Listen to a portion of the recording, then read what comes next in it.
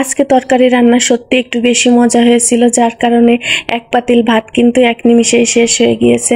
অনেক দিন পর আজকে আমরা তিনজন মিলে লাঞ্চটা করলাম, আলহামদুলিল্লাহ। হ্যালো এভরিওয়ান, আসসালামু আলাইকুম। আমি জয়ের আম্মু, সবাইকে ওয়েলকাম করছি জয়ের আম্মুর ইউটিউব চ্যানেলে নতুন ভিডিও দেখার জন্য। সবাইকে নববর্ষের শুভেচ্ছা জানিয়ে আজকের ভিডিওটি শুরু করে দিলাম। দুপুরবেলা আমি যা যা রান্না করেছি সব কিছু আজকের এই ভিডিওতে শেয়ার করব। আশা করছি আমার পুরোটা ভিডিও জুড়ে আপনারা আমার সাথেই থাকবেন। আর হ্যাঁ, আপনি কোন জেলা থেকে আমার ভিডিওটি দেখছেন অবশ্যই একটা কমেন্ট করে জানাবেন, তাহলে আমার আরও অনেক বেশি ভালো লাগবে। আজকে দুপুরবেলা আমি রান্না করব বেগুন দিয়ে ইলিশ মাছের ঝোল আর ইলিশ মাছ ভাজা করব, সাথে বেগুন ভাজা। এই তো এখানে আমি মশলাটা বেটে নিয়েছি, পেঁয়াজ রসুন কাঁচামরিচও কুচি করে নিয়েছি। রান্না করার আগে আমি সব কিছু এভাবে করে গুছিয়ে নেই, এতে করে আমার রান্নাটা কিন্তু একদম ঝটপট হয়ে যায়। অনেক দিন পর আজকে দুপুরবেলা আমরা তিনজন একসাথে ভাত খাবো, তো মনের ভিতরে কিন্তু অনেকটা আনন্দ লাগছিল।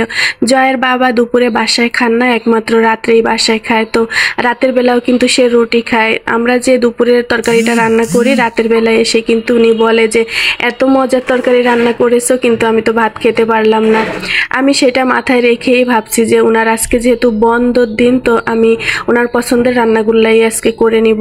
প্রথমে আমি ডালটা বসিয়ে দিয়েছিলাম, প্রচণ্ড গরম পড়েছে আর এই গরমে আমার একটু আম ডাল খেতে ভীষণ ইচ্ছা করছিল। তো গত বছর আমি ফ্রোজেন করে রেখেছিলাম কাঁচা আম, সেই আম দিয়েই আমি আম ডালটা রান্না করে নিচ্ছি। আর ডালটা কিন্তু বেশি পাতলা করিনি, একটু ঘন করেই রান্নাটা করে নিয়েছি। আরেক পাশে কিন্তু আমি ইলিশ মাছ আর বেগুনটাও ভালো করে ভেজে নিয়েছি। আর এভাবে ইলিশ মাছ আর বেগুন ভাজা করলে পান্তা ভাত দিয়ে খেতে কিন্তু ভীষণ মজা হয়।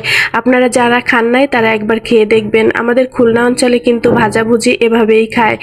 এভাবে ভাজা করলে পান্তা ভাতের সাথে আপনার আর অন্য কিছুই লাগবে না, ভীষণ মজা লাগে খেতে। বেগুন আর ইলিশ মাছ ভাজাটা নামিয়ে নিচ্ছি। আমি দুই চুলায় ঝটপট করে রান্না করেছি।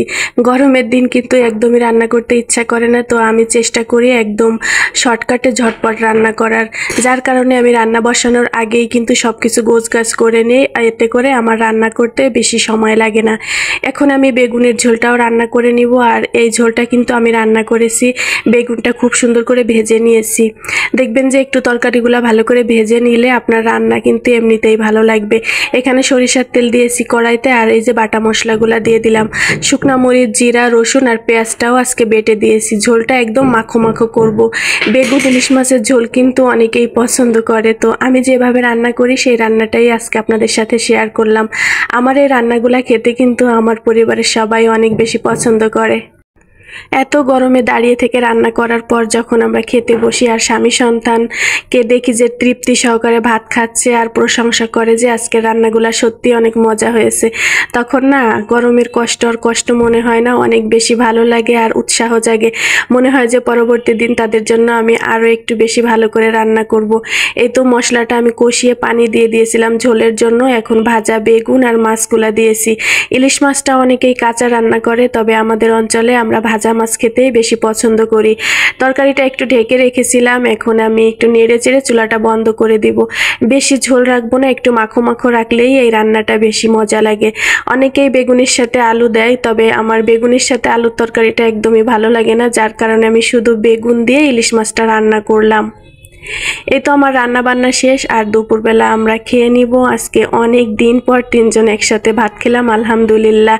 আমার রান্নাবান্না তো আপনার সাথে শেয়ার করলাম। আপনি আজকে দুপুরে কি দিয়ে ভাত খেলেন আমাকে অবশ্যই একটা করে কমেন্ট করে যাবেন। আর আজকের দিনটা কিভাবে কাটালেন, কোথায় কোথায় ঘুরতে গেলেন? আমার পহেলা বৈশাখ তো আমার ঘরে বসেই কাটে। জয়ের বাবা দুপুরে লাঞ্চ করে বাইরে চলে গেল, জয়ও চলে গেল বন্ধুদের সাথে ঘুরতে। আমি সারাদিনই বাসায় একা থাকি। এভাবেই কিন্তু আমার 12টা মাস কেটে যায়। এই তো দুপুরে রান্নাবান্নাও শেষ করে ফেলেছি, আমরা খেয়ে নিয়েছিলাম। আর আজকের ভিডিওটা আমি এখানেই শেষ করে দিব। আমার আজকের ভিডিওটা কেমন লাগলো অবশ্যই কমেন্ট করে জানাবেন। ভিডিওতে অনেক ভুল ত্রুটি থাকে, প্লিজ ক্ষমা সুন্দর দৃষ্টিতে দেখবেন।